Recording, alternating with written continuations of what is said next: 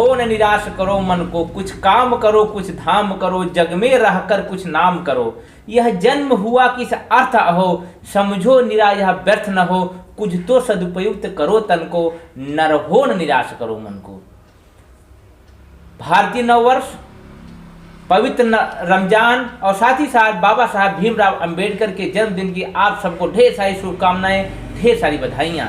यह जो आने वाला आपका जो इस समय शुरू हो चुका है भारतीय नववर्ष आपके लिए सुखमय हो, शांतिमय हो और साथ ही साथ आपके जीवन में नई खुशियाँ, नई विचार और नई सोच लेकर के आए। इन्हीं बातों के साथ मैं स्वागत करता हूँ आपका दोस्त रसल रघुवंशी गुफ्तगू विद रसल में। आज हमारे साथ एक खास मेहमान हैं, खास इसलिए क्योंकि क्या उन्हें पढ़ाते हैं जो लोगों को पढ़ाते हैं। आज हमारे साथ हैं डाइट बहराइच के प्रवक्ता श्री गुलशन जी, जिनका मैं दिल की हृदय की गहराइयों से स्वागत करता हूं। सर धन्यवाद। मैं चाहूंगा कि आप हमारे दर्शकों को नववर्ष की शुभकामनाएं दें और साथ ही साथ उनका चेहरा हमेशा मुस्कुराता रहे, खुश रहे, ऐसे कुछ मंत्र दें।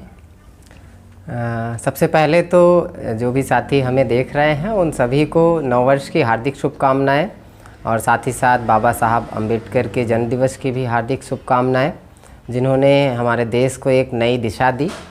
ऐसे बाबा साहब अम्बेडकर जिनके विचारों को हम सभी किसी न किसी रूप में आत्मसात करते रहते हैं और उससे कहीं ना कहीं लाभान्वित भी होते रहते हैं।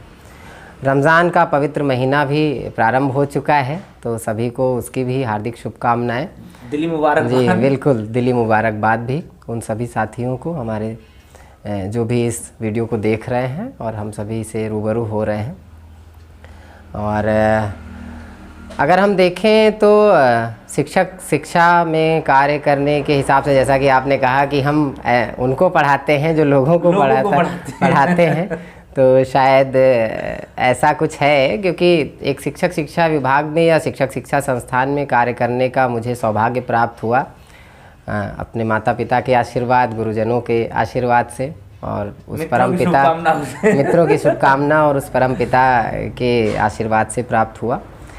और वास्तव में ये गौरव का विषय है मेरे लिए कि मुझे ऐसे संस्थान में कार्य करने का अवसर प्राप्त हुआ है और लोग लाभान्वित हो रहे हैं और लोग लाभान्वित होना भी चाहते हैं। ऐसा मुझे भी अनुभव होता है जब भी हम लोगों से बात करते हैं, और सभी बेहतर तरीके से सकारात्मक दिशा में चलें। ये एक शुरुआत में मेरा एक ये मैसेज है कि हम सभी बेहतर तरीके से चीज़ों को ग्रहण करें। आने वाला वर्ष या जो वर्ष शुरू हो रहा है उसमें ही नहीं, पूरे जीवन भर आप सकारात्मक रहें। बिल्कुल बिल्कुल बिल्कुल। सर, ये आपके लिए गौरव का विषय है कि आप प्रवक्ता हैं और शिक्षकों को पढ़ाने का आपको अवसर मिला है, लेकिन उससे पहले की जो आपकी यात्रा रही, यदि उसका जिक्र न किया जाए तो निश्चित रूप से यहाँ तक आने की यात्रा अधूरी रहेगी।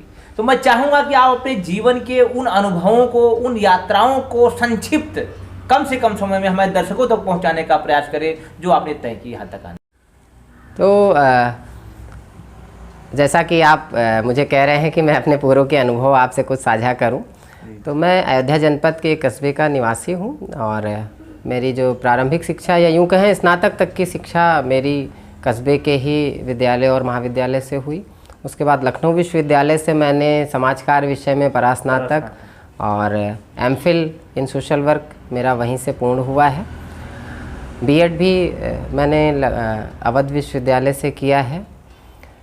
उसके बाद कुछ ऑर्गेनाइजेशन में मैंने अपना समय दिया और यूं कहें कि जॉब के साथ साथ मैंने बहुत कुछ सीखा वहाँ से।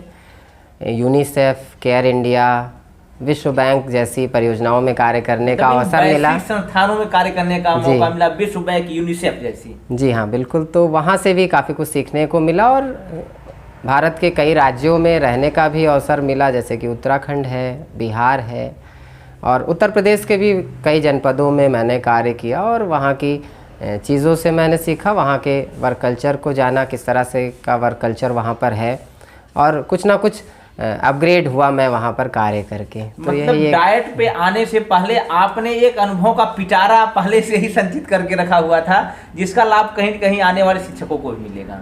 जी हाँ, प्रयास तो मेरा रहेगा कि जो चीज़ें मेरे पास हैं वो ज़्यादा से ज़्यादा लोगों तक पहुँचे और जिससे कि सभी लोग लाभान्वित हो पाएँ, क्योंकि कोई भी चीज़, कोई भी ज्ञान एक व्यक्ति तक सीमित रहेगा तो वो उस व्यक्ति के साथ ही चला जाएगा। यदि अपने विचारों को हम दूसरे तक प्रेषित करते हैं तो वो कहीं ना कहीं बहुत सारे लोगों तक पहुंचता है, 1 से 2 के पास, 2 से 4 के पास, इस तरह से उसका इस गुणनखंड में एक तरह से वो जाता है, इस गुने में जाता है, 2 से 4, 4 से हाँ 8 या 16 इस तरह से बढ़ता चला जाता है। तो ये मेरा प्रयास रहेगा कि जो भी चीज़ें मैं सीखता हूँ या जो भी चीज़ें मेरे पास पूर्व से संचित हैं उसका मैं प्रचार प्रसार अवश्य करूँ और लोगों को लाभान्वित करूँ। अच्छा सर, ये बात ये है कि किताबें और जीवन, किताबें हम पढ़ते हैं ग्रेजुएशन के दौरान, अपनी स्टडी के दौरान, या फिर स्वैच्छिक रूप से अपने जीवन के अनुभवों में थोड़ा सा वृद्धि करने के लिए। तो आपने किताब और जीवन में जो एक सामंजस्य है उसमें आपके बाद क्या, उसमें आपका विचार है? पुस्तकों की यदि बात करें तो पुस्तकें कही जाती हैं जीवन देव प्रतिमाएं कही जाती हैं, और पुस्तकें हमारी सच्ची मित्र भी कही जाती हैं। और हमारे पुस्तकों में चाहे वो आध्यात्मिक पुस्तक हो या विषय से संबंधित पुस्तकें हों, बहुत सारा ज्ञान उसमें है। और बहुत सारे शोध के बाद, बहुत सारे पुस्तकों को पढ़ने के बाद, बहुत सारे ज्ञान को ध्यान में rखते हुए वो पुस्तकें कहीं ना कहीं लिखी जाती हैं। और पुस्तकें एक सशक्त माध्यम है हमारे विचारों को बेहतर बनाने का, और कठिन परिस्थितियों में हमारा सहयोग करने का माध्यम एक है, वो सहयोग भी करती हैं। और कहीं ना कहीं विश्व के पूरे ज्ञान से हमें परिचित कराती हैं। जहां हम शायद सारे लोग पूरे विश्व का भ्रमण नहीं कर सकते हैं, तो वो कहीं ना कहीं हमें उससे ज्ञान प्राप्त होता है और हम विश्व के बारे में जानकारी हासिल करते हैं। नहीं कर सकता है, तो पुस्तकों के माध्यम से हम जरूर उनकी सैर कर सकते हैं, क्योंकि वृतांत उसमें ऐसे ऐसे होते हैं कि कोई व्यक्ति कहीं का भी वृतांत का वर्णन जब कर रहा होता है, अफ्रीका में क्या चल रहा है, यूरोप में क्या चल रहा है, दोनों में क्या सामंजस्य है, क्या अलग चीजें हैं। बिल्कुल, वहाँ की सभ्यताएं, वहाँ की संस्कृति कैसी हो सकता है हम उसको देख ना पाएँ या जा ना पाएँ, लेकिन हम पुस्तकों के माध्यम से उसको ज़रूर एक महसूस हम ज़रूर कर सकते हैं और उसको जान सकते हैं, और उसमें जो भी सकारात्मक या अच्छी चीज़ें हैं उसको हम ग्रहण करके अपने सर थोड़ा सा आगे बढ़ेंगे। आप का परिचय बताते समय मैंने शुरू में ही कहा कि ये उनको पढ़ाते हैं जो सबको पढ़ाते हैं।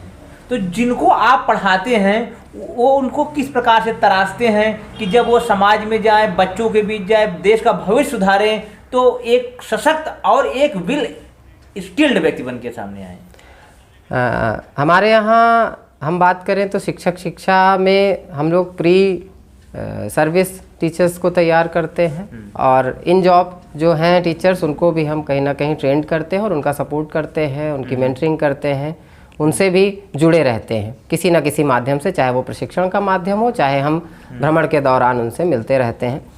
तो अगर हम बात करें, पहले बात करते हैं प्री सर्विस की, क्योंकि वो शिक्षक बनने के लिए, तैयार होने के लिए हमारे यहाँ पहुँचते हैं, प्री मैच्योर मटीरियल। हाँ, और उनको 2 वर्ष का समय हमारे यहाँ संस्थान में वो बिताते हैं, 2 वर्ष में अपना कोर्स कंप्लीट करते हैं, और वो डिफरेंट स्ट्रीम से आते हैं। आफ्टर ग्रेजुएशन टीचर एजुकेशन में लोग आते हैं, और बहुत सारी स्ट्रीम से आते हैं, और उन स्ट्रीम से आए हुए बच्चों को किस तरह से शिक्षक बनना है उसके लिए तैयार करना वास्तव में थोड़ा सा टफ होता है।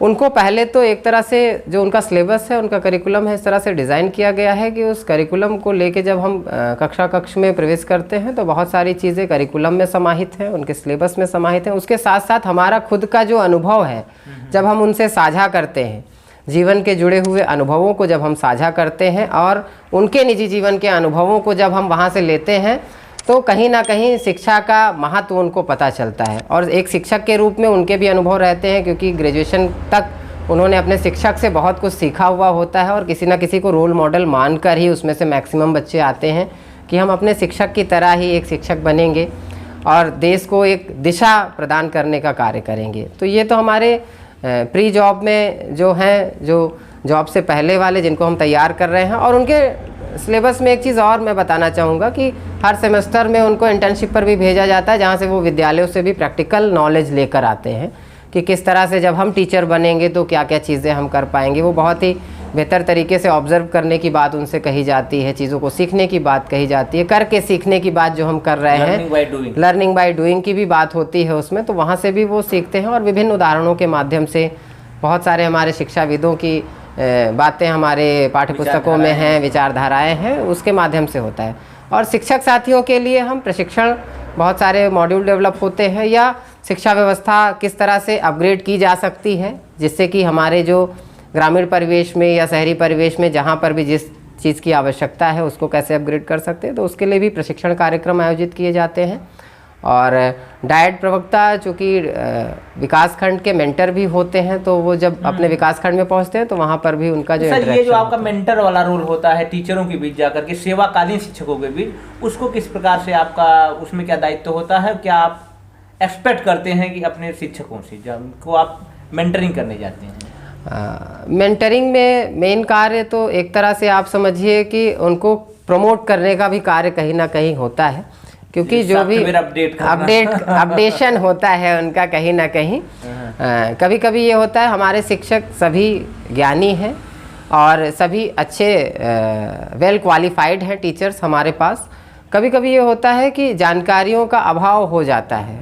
वैसे आज के समय में तो सोशल मीडिया इतना तेज़ी से कार्य कर रहा है तो कम चांसेस है, लेकिन फिर भी कभी कभी ये होता है कि सोशल मीडिया पे उनके क्षेत्र में क्या हो रहा है, उनके अगल बगल क्या हो रहा है, ये शायद नहीं आ पाता है और विश्व की जानकारी आती रहती है। तो हमारे परिवेश में चीज़ें कैसी चल रही हैं, या मेंटर होने के नाते विकासखंड के बहुत सारे विद्यालयों का भ्रमण किया जाता है और हर विद्यालय में कुछ ना कुछ नवाचार हो रहे होते हैं, तो वो दूसरे विद्यालय तक कैसे पहुँचे एज ए कम्युनिकेटर। हाँ, एज ए कम्युनिकेटर किसी टीचर को व्यक्तिगत तौर पर कोई समस्या हो रही है तो उसको कैसे निराकरण किया जा सकता है, या किस तरह से हम उसको और अपग्रेड कर सकते हैं, या उनकी पर्सनली क्या समस्याएं आ रही हैं, शिक्षण कार्य क्यों बाधित होता है, इस पर हम लोग बात करते हैं और उसके कारणों को खोजते हैं और उसके हल करने का भी प्रयास करते हैं और व्यवहारिक तौर पर प्रयास किया जाता है मेंटरिंग के दौरान।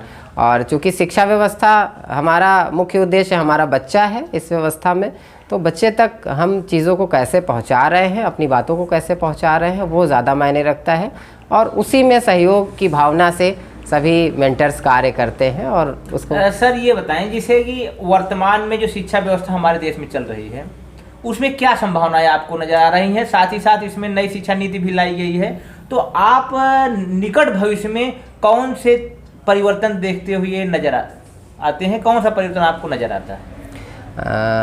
नई शिक्षा नीति में अगर हम बात करें तो कुछ अपग्रेडेशन इस तरह से किया गया है कि प्री प्राइमरी को भी अब ला दिया गया है, प्राइमरी 5+3+3+4 करके ला दिया गया है, उसमें जो स्नातक तक का पूरा एक नई शिक्षा नीति में जिक्र किया गया है। और उसमें जो एक बेहतर चीज़ है कि व्यवसाय की तरफ लोगों का रुझान या बच्चों का रुझान जो है बढ़ाने की बात कही गई है। ये एक अच्छा अपग्रेडेशन है कि सभी जॉब की तरफ ही केवल उन्मुख ना हो, नौकरी की तरफ ही ना भागने का प्रयास करे, वो सक्षम खुद से ही बन जाए, बच्चा सीकर ना होकर के जॉब प्रोवाइडर बने, ये कहीं ना कहीं उसमें व्यवस्था की गई है और एक ये बेहतर सकारात्मक व्यवस्था है। और शायद इसकी ज़रूरत भी है कि हमें बच्चे को भी ये पता होना चाहिए कि हमारा इंटरेस्ट किस में है और उसके इंटरेस्ट के अकॉर्डिंगली हम उसको आगे बढ़ाएं।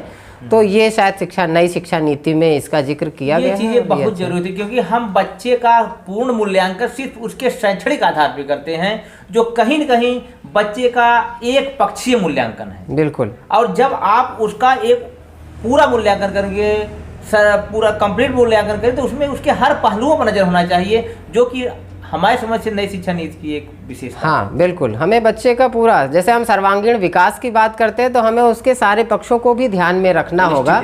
हाँ, और वो किस पक्ष की तरफ ज़्यादा उसका रुझान है, उस पक्ष की तरफ ही अगर हम उसको बढ़ाएंगे तो उसके सकारात्मक परिणाम भी हमारे सामने आएंगे। कहने का मतलब भाई, खरगोश को पानी में दौड़ाओगे तो नहीं दौड़ पाएगा, नहीं, उनको जमीन ही चाहिए दौड़ने के लिए। बिल्कुल बिल्कुल। अच्छा सर, ये बात और इसमें जोड़ना चाहूँगा, मैं अपने दर्शकों को बताऊँ, सर बड़े वर्सटाइल हम विभिन्न क्षेत्रों में लगातार अपनी गतिविधियों से नया करने का प्रयास करते रहते हैं, नवाचार करने का प्रयास करते हैं। मैं चाहूँगा सर, आपकी SCRT में जो आपका जुड़ाव रहता है, जो आप मॉड्यूल तैयार करने में आपकी उपयोगिता और आपका बौद्धिक उसमें संलग्नता होती है, उसके बारे में मैं आप चाहूँगा कि अपने अनुभव आप हमारे दर्शकों तक पहुँचाएं। जी, SCRT चूँकि हमारी राज्य स्तरीय संस्था है, जो कि नोडल एजेंसी है हमारी, और हम सभी उसी के अधीन कार्य करते हैं। जितने भी डाइट्स हैं हमारे, वो सभी SCRT, हाँ, वो उसी के अधीन है।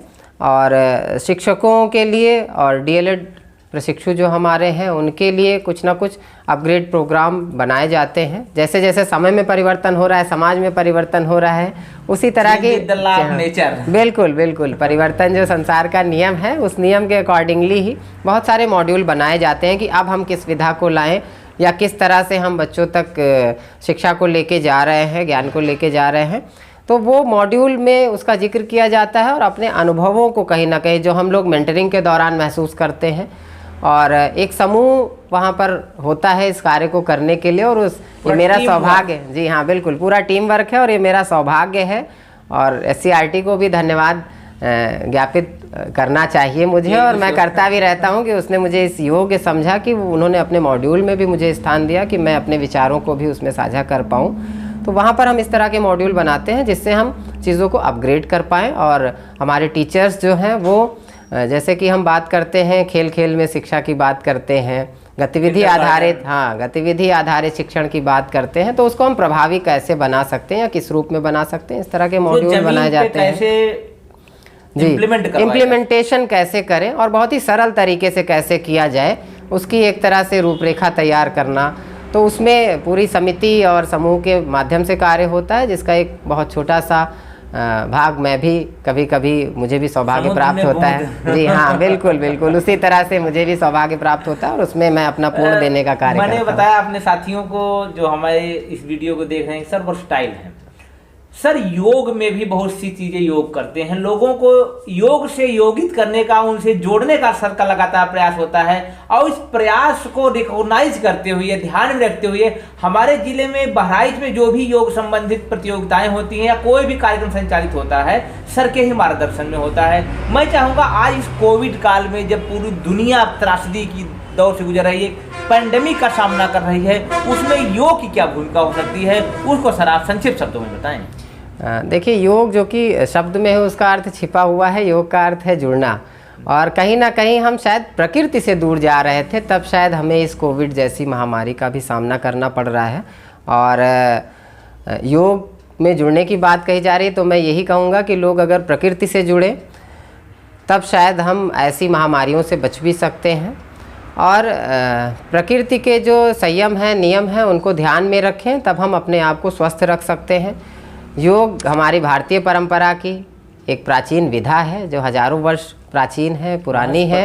महर्षि पतंजलि जी ने उसको अष्टांग योग में एक तरह से पिरोकर हमारे सामने वर्तमान में प्रस्तुत है वो हमारे सामने, जिसमें उन्होंने यम, नियम, आसन, प्राणायाम, प्रत्याहार, धारणा, ध्यान, समाधि की बात कही है।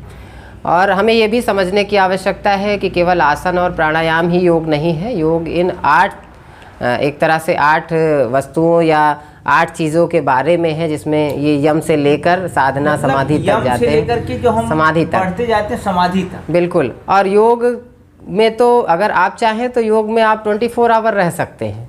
आसन और प्राणायाम के लिए तो हम मानते हैं कि सुबह शाम का वक्त बहुत बेहतर होता है, जिसमें प्रातःकालीन समय बहुत बेहतर बताया गया है।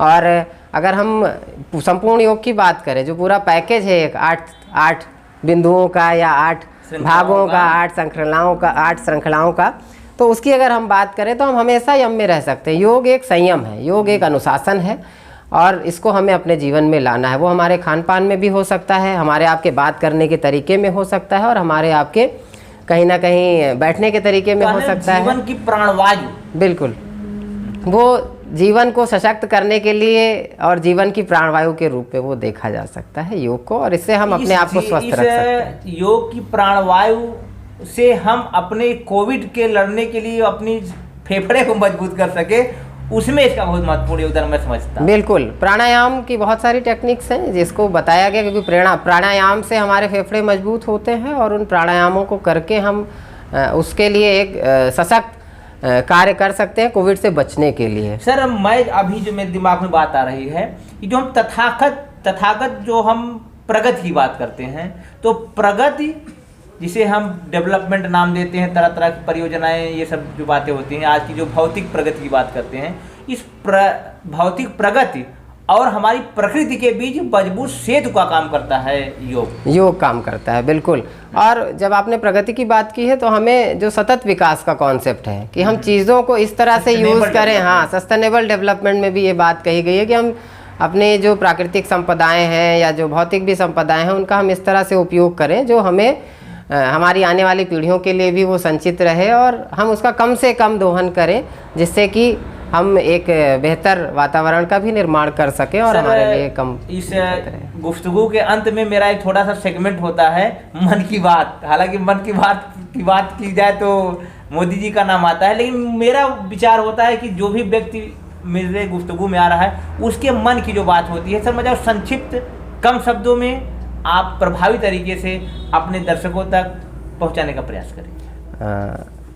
दो चीज़ें हैं, एक तो ये है कि हमें अपने संप्रेषण पर बहुत ध्यान देने की आवश्यकता है, हम किससे क्या बात कर रहे हैं, और जो एक कुशल वक्ता के रूप में हमें अपने आप को तैयार करना चाहिए। और बातचीत करने का जो हमारा तरीका है वो हमें लोगों के साथ सामाजिक जुड़ाव हमारा बढ़ाता है या हमारे अंदर अलगाव भी लाता है समाज में। तो हमें संप्रेषण कौशल को अपने डेवलप करने का प्रयास करना चाहिए। और एक लाइन में मुझे महात्मा गांधी जी की भी कही हुई बात याद आती है कि अपने अंदर वो बदलाव लाएं जो आप दुनिया में देखना चाहते हैं। तो ये सभी से एक निवेदन रहेगा मेरा, जो भी इस वीडियो को देख रहे हैं, कि जो भी बदलाव हम दुनिया में देखना चाहते हैं उसकी शुरुआत हम स्वयं से करें और अपने अंदर वो बदलाव ज़रूर लाएं जो हम और लोगों में देखना चाहते हैं। तो इससे कहीं ना कहीं सकारात्मक परिणाम आएगा। और अच्छी पुस्तकों का अध्ययन करें। कोविड काल में जो लोग स्कूल नहीं जा पा रहे हैं, कॉलेजेस किसी न किसी कारण से बंद किया जा रहा है या उनको अल्टरनेट डे पर बुलाया जाता है, तो वो शिक्षा से जुड़े रहें, अपना अध्ययन चालू रखें। और छात्रों के लिए ये विशेष संदेश है कि वो ज़रूर जुड़े रहें अध्ययन से अपने, और चीज़ों को जहाँ से भी वो पा सकते हैं, बहुत सारे ऑनलाइन माध्यम भी हैं, अपने शिक्षकों से बात करके, पुस्तकों के माध्यम से ज़रूर उसको ग्रहण करते हैं। मेरे दिमाग में आ रहा है कि सर खुद YouTube के माध्यम से, अपने चैनल के माध्यम से अपने बच्चों से जुड़ने के लिए लगातार प्रयास किया। पूरी कोविड के दौरान सर ने बहुत अच्छे इंटर्नशिप संबंधित बहुत सारे इंस्पेक्शंस, बहुत प्रकार के निर्देश दिए, बहुत प्रकार के सुझाव दिए। तो यदि आप इन चीज़ों को समझना चाहते हैं, देखना चाहते हैं, तो सर से भी जुड़िए और सर की विचारों से जुड़िए। अब सर वीडियो के अंत में, इस गुफ्तगू के अंत में मैं हृदय की गहराइयों से आपको पुनः धन्यवाद देना चाहूँगा कि आप समय निकाले हमारे इस मंच पे आने के लिए, आपने अपनी सहमति दी। बहुत बहुत धन्यवाद सर। और साथ ही साथ मैं दर्शकों से कहना चाहूँगा कि आप लोग खुश रहें, प्रसन्न रहें, आनंदित रहें। जो भी ऊपर वाले ने जीवन दिया है, जितना भी समय हमें दिया है, उसका हम सकारात्मकता के साथ उपयोग करें। सिर्फ कोविड पॉजिटिव के अलावा जीवन में हर पॉजिटिविटी का आप संचार करिए और हंसते मुस्कुराते अपने अपनों का ख्याल रखिए। अंत में एक गुजारिश आपके सामने मैं रखूंगा, जो हमेशा मैं रखता हूं। यदि मेरी बातें आपको अच्छी लगती हैं, मेरे द्वारा किए गए प्रयास आपको सकारात्मक और अच्छे लगते हैं, तो इस चैनल को सब्सक्राइब करिए और सर के विचारों को अधिक से अधिक लोगों तक पहुंचाने में योगदान करिए। इस वीडियो को शेयर करिए, लाइक करिए और अपने विचार कमेंट के माध्यम तक मुझ तक पहुंचाने का प्रयास करिए, जिससे कि मैं समझ सकूं कि अभी और क्या जरूरत है सुधार की। इन्हीं बातों के साथ मैं आपका दोस्त रसद रघुवंशी अगले हफ्ते फिर एक शख्सियत के साथ आपके सामने रूबरू होऊंगा। सर को पूरा धन्यवाद देते हुए विदा लेता हूँ। नमस्कार।